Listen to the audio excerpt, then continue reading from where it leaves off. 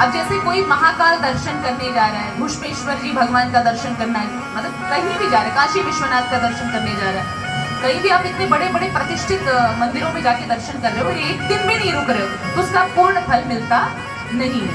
इसलिए अब कहीं भी कोई भी माता बहन यदि जाए दर्शन करने के लिए तो कम से कम एक दिन तो रुकना ही रुकना है, ये भूलना नहीं है, ठीक है।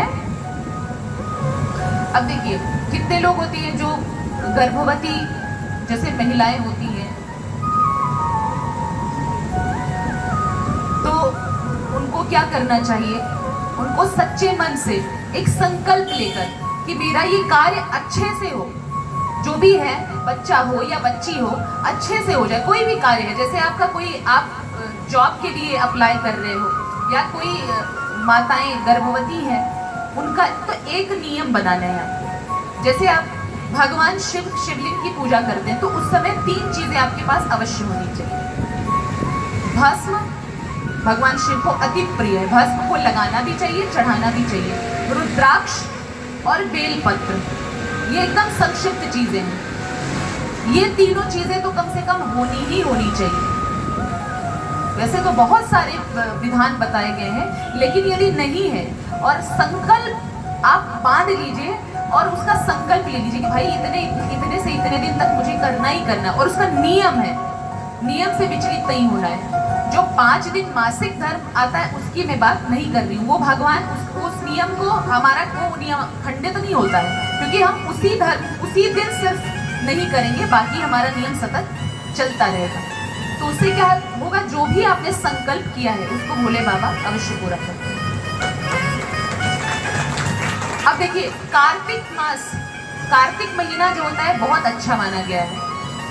माघ महीना, कार्तिक महीना ये बड़ा ही पुण्यदायी होता है और इन महीनों में सभी देवताओं की पूजा करना, जो भी आपके इष्ट उनकी पूजा करना अत्यंत फलदायी बताया गया है। और देखिए कलयुग में पहली बात तो 4 चरण बताए गए हैं। हमारे धर्म में कितने चरण हैं?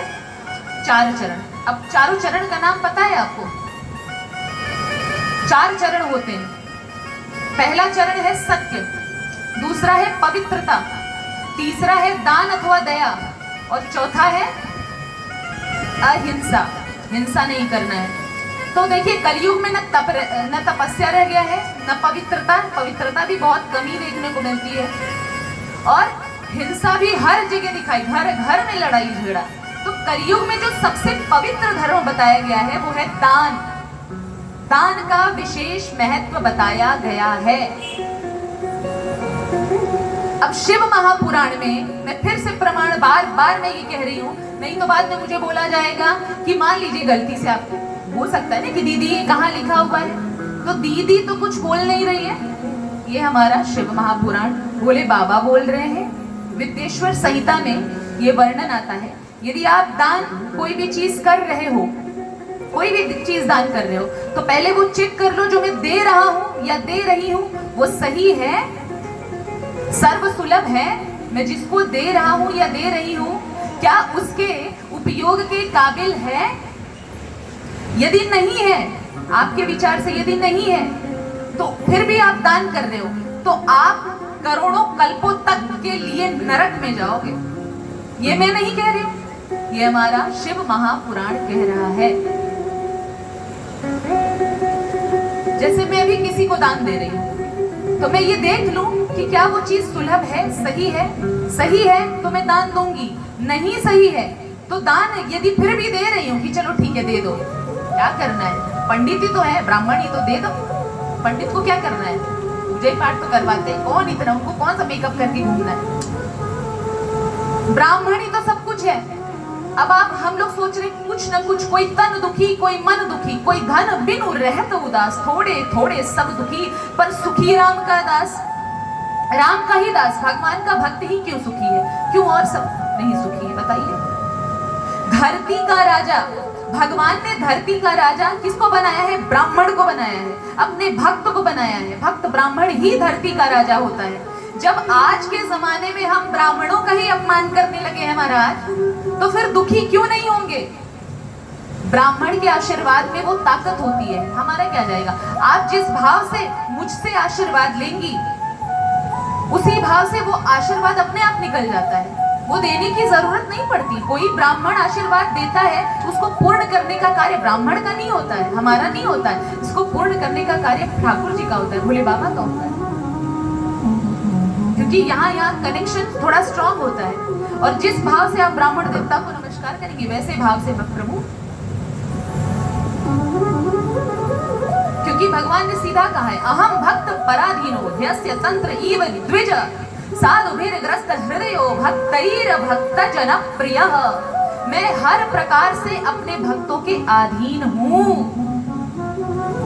यदि मुझे पकड़ना है तो सबसे पहले आप मेरे भक्त को पकड़िए। अब लेकिन ये भी बात है, मैं ये भी नहीं कहूंगी कि किसी पाखंडी को पकड़ लो आप। रामचरितमानस में प्रताप भानु नाम का राजा, रामचरितमानस में आप श्रवण करेंगे, प्रताप भानु नाम का राजा जो कि रावण बन गया, वो पहले बड़ा अच्छा था, प्रताप भानु नाम का राजा था, ठीक है, लेकिन वो एक असंत को गुरु बना लिया, जिसकी वजह से उसको राक्षस योनि में पैदा होने तक का नौबत आ गया। बताइए, कुल खानदान से।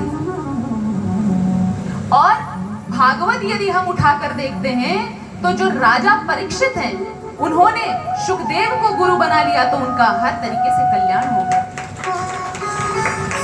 तो आप संत और असंत का पहचान करके ही आप उनके संपर्क में आइए। क्यों? और ये तो कलियुग है महाराज। कलियुग में तो जगह जगह पर आपको आडंबर करने वाले, ढोंग करने वाले मिल जाएंगे। आप तो इतने पैसे खर्च कर दो, ये कर देंगे, वो कर देंगे, ऐसा हो जाएगा, वैसा करो।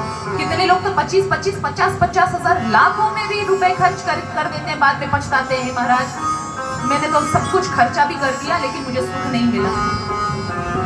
क्योंकि तूने सुख देने वाले को पकड़ा ही नहीं, सुख देने वाले को पकड़ा ही नहीं, किसी सच्चे संत के संपर्क में आए नहीं, तो कहां से कल्याण होगा?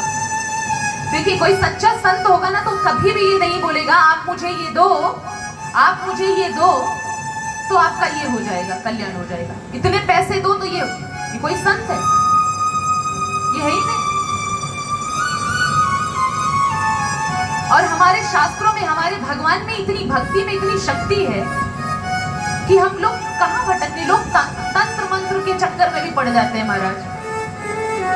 ये बहुत बुरी चीज है, ये बहुत भ्रम करने वाली चीज है, और ये खाई है खाई, नरक की खाई, इसमें पढ़ना ही नहीं है। हमारे भगवान में, हमारे हिंदू शास्त्रों में, सनातन धर्म में इतनी ताकत है कि वो सब कुछ प्राप्त कराने में सर्वसमर्थ है। अब बताइए, रुद्राक्ष में इतनी बड़ी ताकत है कि यदि कोई भूत प्रेत पिशाच से दूर रहना चाहता है, रुद्राक्ष को घर में लाकर रखिए आप।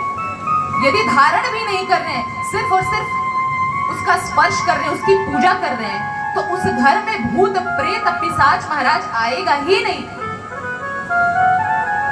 इतनी बड़ी ताकत है। जहां भगवान शिव महापुराण की, भागवत महापुराण की, रामचरितमानस की, ऐसे महान ग्रंथों की पूजा उपासना करी जाती है, वहां पे कैसे भूत प्रेत पिशाच आएगा? आ सकता है क्या? नहीं आ सकता ना।